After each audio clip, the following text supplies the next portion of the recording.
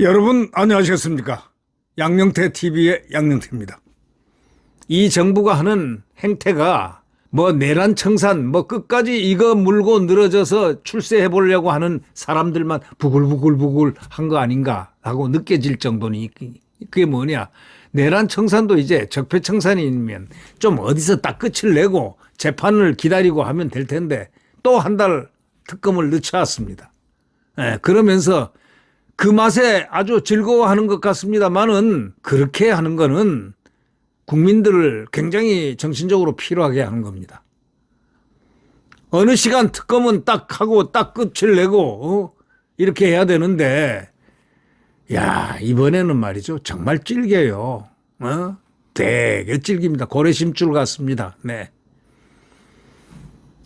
이 동료들을 신고하라고 하니까 내란 청산, 이제 공무원 세계로 중앙부처 49곳의 제보센터를 개설했습니다. 총괄 TF의 시민단체 인사가 또 참여합니다. 이야, 이건 또 뭐야. 그래가지고요, 동료들을 신고하라니까 내란 청산을, 아주 이 공무원계가, 공직계가 아주 그냥 완전 공포에 부들부들 떠는 듯한 그런 표정입니다. 아니, 동료들을 어떻게 신고합니까? 뭘 신고하라는 얘기입니까? 무슨 내란이 있었는지 없었는지도 모르는 사람들한테 내란을 신고하라 하면 그거 됩니까? 내란이 있었습니까? 지금 아직 재판 중 아닙니까? 내란을 처음부터 내란이라고 확정을 해버리면 어떻게 됩니까? 법치국가에서. 내란 혐의지 그게 확정이 아니잖아요. 그런데 49개 중앙행정기관의 헌법존중정부 혁신 TF 설치해가지고 공무원의 내란 참여 협조 여부를 조사하고 인사상 불이익을 주겠다고 발표를 공식적으로 했습니다. 그러니까 공직사회가 동요를 일으킬 수밖에 없죠. 무엇을 문제 삼을지 모르겠다는 불안부터 시작해서 이제는 정권이 바뀔 때마다 벌어지게 된 일이다라는 체념, 공산국가나 할 법한 숙청을 하겠다는 것이라는 분노 섞인 반응도 나왔다는 것입니다. 이거는 기사에 나오고 있습니다. 총리실과 각 부처에 설치되는 내란 행위 제보센터를 두고도 무고와 인신공격이 난무할 것이라는 우려도 많이 튀어나왔습니다. 한 공무원은 조사가 끝나는 내년 2월까지 국장급 이하 인사도 멈춘다는 의미입니다. 손발을 묶어놓고 어떻게 새 정부 정책을 추진하겠냐 하고 반문을 하는 그런 공무원도 있습니다. 네. 정부 혁신 TF의 관가 반응인데, 이 조선일보에 난 기사를 이렇게 보면 말이죠, 결국 전임 정부에서 일한 죄 묻겠다는 것과 같다. 어떤 행정부처 공무원이 그렇게 얘기했습니다. 기록을 남겨 승진 배제한다니 대놓고 블랙리스트 작성하는 거냐? 총리 직속기관 공무원의 말입니다. 휴대전화 제출을 강요, 영장주의에 정면으로 반한다. 사정기관 공무원입니다. 내란 종식을 핑계로 검사들 업무와 사생활을 다 까보겠다는 그런 것이다 하고 검사가 얘기합니다. 업무상 윗선과 소통했다고 잠재적 범죄자 취급하고 모욕적으로 한다. 이 경제부처 공무원이다. 이렇게 얘기했습니다.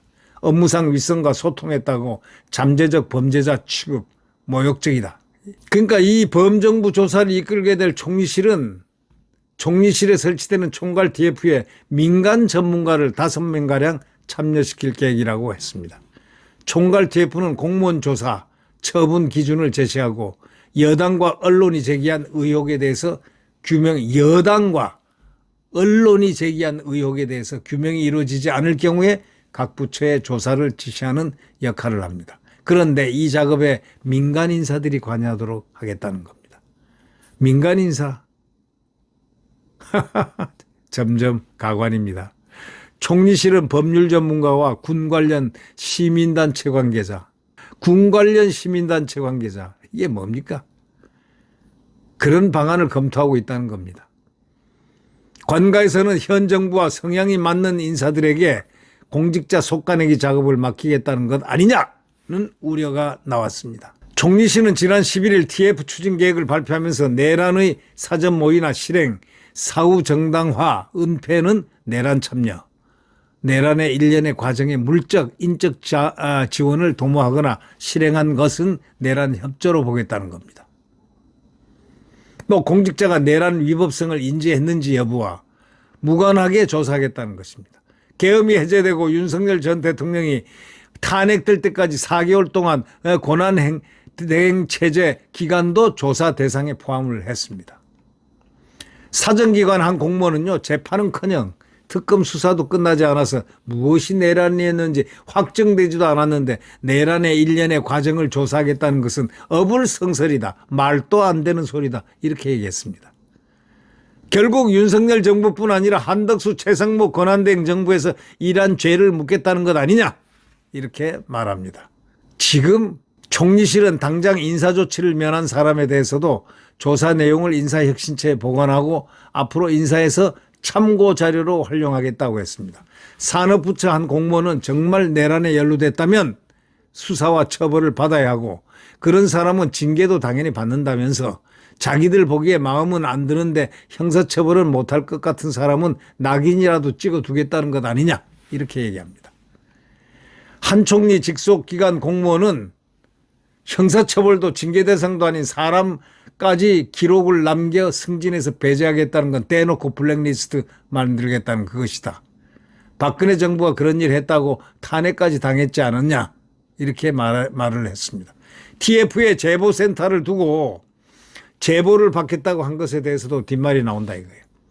지난 정부 때 대통령실에 파견됐던 근무했던 경제부처 공무원은 무슨 제보를 해도 불이익을 주지 않겠다고 했으니 내용을 지어내서 제보하고 정확한 상황은 조사해봐야 한다고 하면 그만 아니겠느냐 이렇게 얘기했습니다. 이거 지금 정말 이건 보통 문제가 아닙니다. 또 휴대전화를 들여보겠다고 하는 데 대해서도 한 사정기관 공무원은요. 자발적인 제출을 유도한다고 해놓고 비협조하면 직위 해제하고 수사 의뢰하겠다? 이렇게 말한다 이거예요. 이건 제출 강요이고 영장주의에 정면으로 반하는 것이다 라고 비판을 했습니다. 한 검사는요. 내란 종식을 핑계로 검사들 업무와 사생활을 다 까보겠다는 것이다 이렇게 얘기했습니다. 경제부처 간부는요. 비상계엄 당일이든 직후든 업무상 윗선과 소통하지 않는 공무원이 누가 있겠느냐. 그것만으로도 잠재적 범죄자 취급하겠다는 것이고 모욕적이다 이렇게 얘기했습니다. 총리실은 합참, 검찰, 경찰, 총리실, 기획재정부, 외교, 법무, 국방부, 행정안전부, 문화체육관광부, 소방청, 해양경찰청 등 12개 기관을 집중 점검하겠다고 했습니다. 행안부 한 공무원은요. 당시 장관도 계엄 당일에나 계엄을 알았을 텐데 일선 공무원들이 어떻게 계엄을 미리 알고 동조할 수 있었겠느냐 이거예요. 한 사정기관 관계자는요. 우리 기관에 설치된 TF가 우리 기관에서 협조자를 찾지 못했다고 보고하면 윗선에서 그렇구나 하고 끝내겠냐. 결국 현 정부하고 거리가 있는 공직자들을 표적으로 삼아가지고 날려버릴 거 아니냐 이런 얘기죠. 조사 대상 49개 부처 공무원 75만입니다. 관가에서는 과장 이상 간부급 공무원이 조사와 징계 대상이 될 것이라는 전망이 나옵니다. 헌법 존중 TF라는 게 만들어가지고 다음날 공직자 처우 개선을 발표한다는데 공무원들은 공직사회가 뭐라고 하냐. 병 주고 약 주냐. 병 주고 약 주냐. 그건 누구 돈인데 국민 돈 아니냐 이거야. 그걸로 병 주고 약 주냐. 처우 개선 발표. 특별 성과 공직자에 대해서는요. 1인당 최대 3천만 원 포상금을 지급하는 처우 개선 계획도 내놨습니다. 전직 감사원 관계자는 이렇게 얘기합니다. 정부가 하겠다는 내란 협조, 공무원 색출 작업도 감사가 아니냐 이거야. 병 주고 약 주기다. 이렇게 얘기했습니다.